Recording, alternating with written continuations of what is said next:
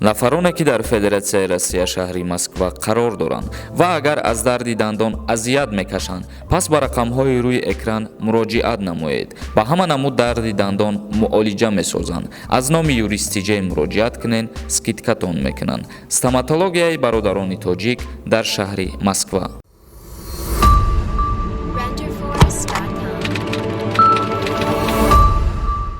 ассалому алайкум ба ҳама тамошобинони барномаҳои канали юристиҷаи. Видеои имрӯзаи мо як ахбороти нав ва пешниҳоди шумо мегардонем ва баъдан саволҳое ки равон кардагӣ ҳастен ба саволҳотон ҷавоб мегардонем. Бо диққат то охири навора тамошо кунем. Мо тақрибан як 10 ё 15 рӯз пеш як навор кардем пешкаши тамошобинои худмон ва дар он навор гуфтем ки аз ҷониби Федератсияи Россия бояд аъзои комиссия ба ҷумҳурии Тоҷикистон биёя ва проверка кунанд ки дар ҳақиқат беморӣ вуҷуд надорад то марзҳо ё ки парвозҳои мунтазама барқарор кунанд ва касое ки дар ҷумҳурии Тоҷикистон қарор дорану шабакаҳои телевизиониро тамошо мекунанд, шоми дирӯз низ дар ахбори ҷумҳурии Тоҷикистон оиди ҳамин ахбороте ки айни ҳол мо ба шумо мерасонем суҳбат карданд ва гуфтанд. хушбахтона аъзои комиссия аз ҷониби Федератсияи Россия ба ҷумҳурии Тоҷикистон омада расидагӣ ҳастай ба иттилооти котиботи вазорати тандурустии ҷумҳурии Тоҷикистон хабар медиҳад ки бегоҳи рӯзи 16 март Шарова Ирина Николаевна, Марсоха Кирилл Сергеевич, намояндагони Корхонаи Федералии Тиббии Институти илмӣ таҳқиқотии зидди вабои Федератсияи Русия микроби Федератсияи Россия ба фаъолияти муассисаи давлатии озмоишгоҳи миллии тандурустӣ ҷамъиятӣ шинос шуданд. Яъне ки ҳамин шахсиятҳоеро ки мо зир номашона гирифтем ба ҷумҳурии Тоҷикистон омаданд ва ба вазорати тандурустӣ бо якчандин беморхонаҳо ва бо якчандин табибои ҷумҳурии Тоҷикистон шинос шиданд ва мулоқот гузарониданд. Салом дӯстон, сарпарасти шабакаи мо ширкати дорувории Даво мебошад. Ширкати Даво ба шумо доруҳои бо сифати баланд аз давлатҳои арабӣ ва Туркия пешниҳод месозад. Миноксидил барои баровардани риш ва мӯи сар мебошад. Самюнван бошад барои иштиҳо омадан ва барои вазн гирифтан мебошад. Эпимедиум неопаста барои зиёд кардани қувваи мардинагӣ ва дигар доруҳои гиёҳӣ шумо метавонед аз ширкати дорувории Даво дарёфт созед. Доставка ба ҳама шаҳрҳои Федератсияи Россия карда мешавад. Рақамҳо дар рӯи экран. Суроғаи ширкати Даво дар шаҳри Москва, кӯчаи Складочная, дом 1, строения 18, падези 8 ва ошёнаи 4 бо ширкати дорувории Даво бошед.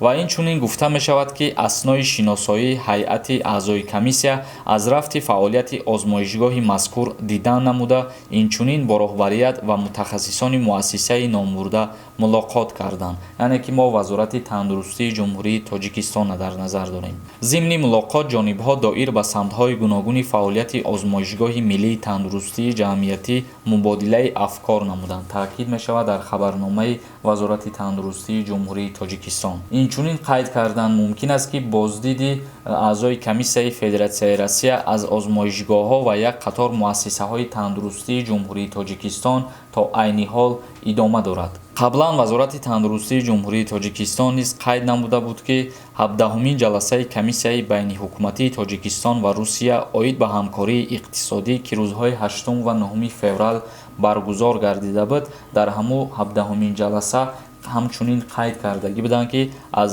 ҷониби мутахассисони Россия ба ҷумҳурии Тоҷикистон аъзои комиссия равон карда шавад то проверка кунанд ки дар ҳақиқат беморӣ вуҷуд надорад ва дар ҷумҳурии Тоҷикистон моҳҳои охир ягон намуд сабти беморӣ аз ҷониби вазорати тандурустии ҷумҳурии Тоҷикистон ба қайд гирифта шудагӣ нест ва ин проверкае ки аъзои комиссия кардесай бояд якчандин ноҳияҳои дигари ҷумҳурӣ сафар кунанд, бо духтурону табибон мулоқотҳо бигзаронанд ки дар ҳақиқат беморӣ вуҷуд надорад. баъд ба хулосае меоянд ки марзҳо ва парвозҳоро ба мисли пештара барқарор бикунанд. бародарони азиз, ин буд як каме ахборот оиди ҳамун мавзӯе ки мо ба шумо пешниҳод кардагӣ будем ва шумо бисёр савол медодем ки оё омадан чӣ шид ҳамин мулоқоти комиссия ба ҷумҳурии Тоҷикистон.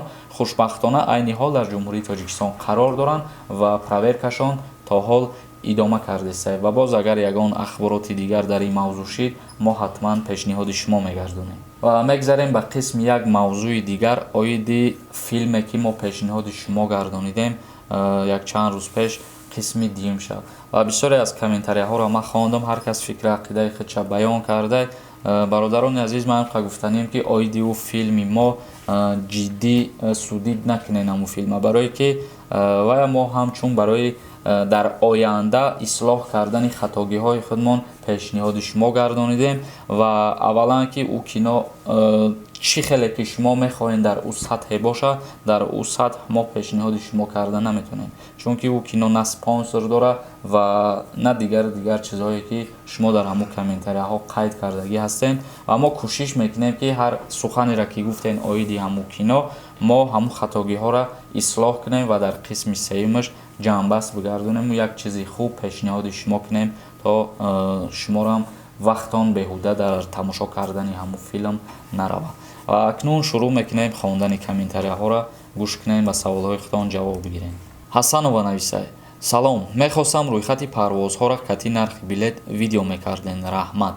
оиди рӯйхати парвозҳо аз ҷониби ширкатҳои Федератсияи Россия айни ҳол ягон рӯйхат баромадагӣ нестай. интизор мешавем ки кай рӯйхатош буброя ва нархҳои билетҳоро аниқ кишид, мо баъд шумо ҳатман видео мекунем. шараф нависай: акай Сорбон баъд аз 15 май продлид мешуда бошад регистратсия. умедвор ҳастем ки марзҳо кушода шаванд ва ҳама ба мисли пештара кору фаъолият кунад.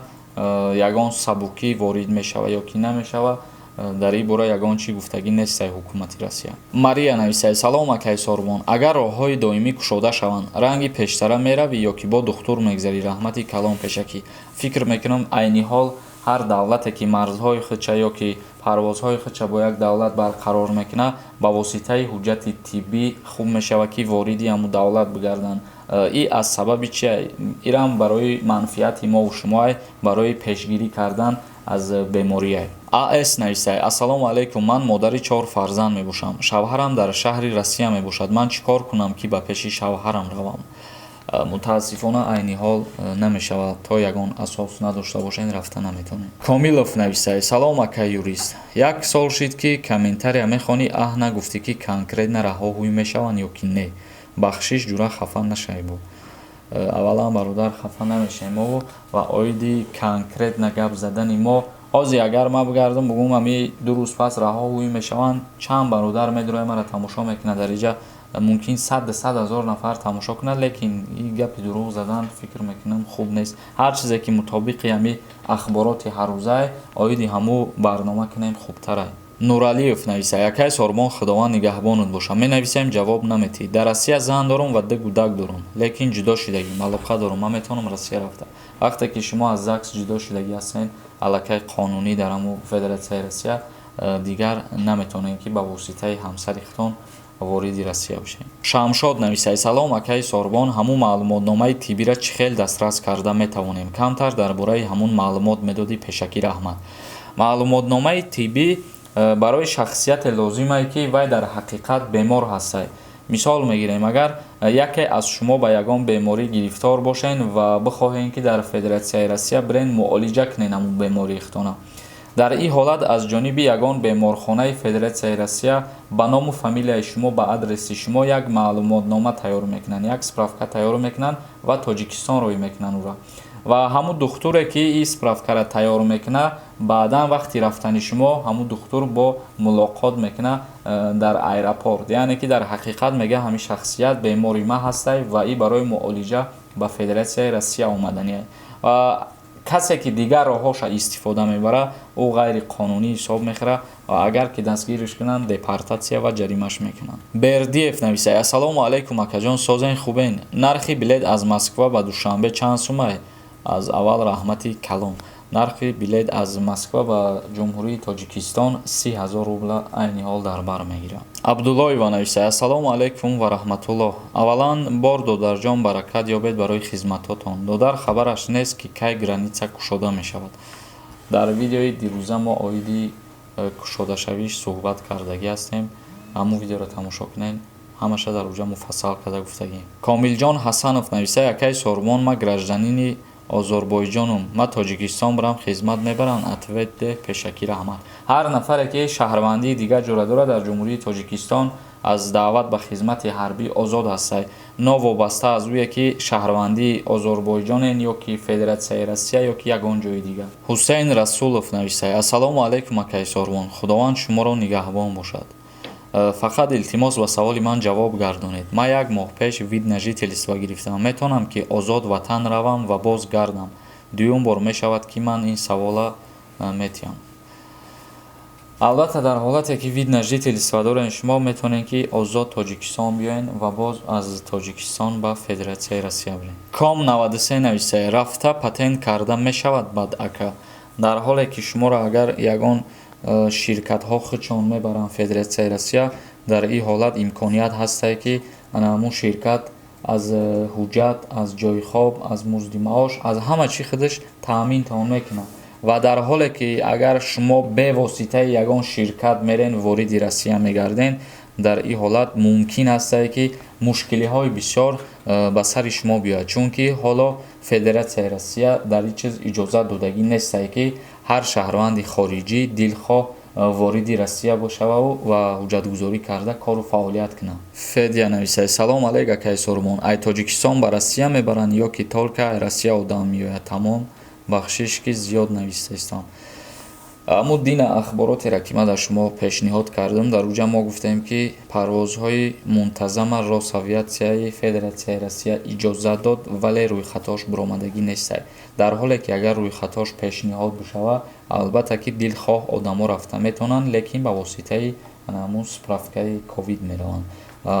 Фикр мекунам ки мумкин чӣ хеле гуфта будем дар як видеои дигармон, моҳҳои апрела охирашда ё ки моҳҳои майда барқарор мешаванд, чунки то ҳол аъзои комиссия дар ҷумҳурии Тоҷикистон мондагиай ва корошон буд шидагӣ нестад олиам проверкашон.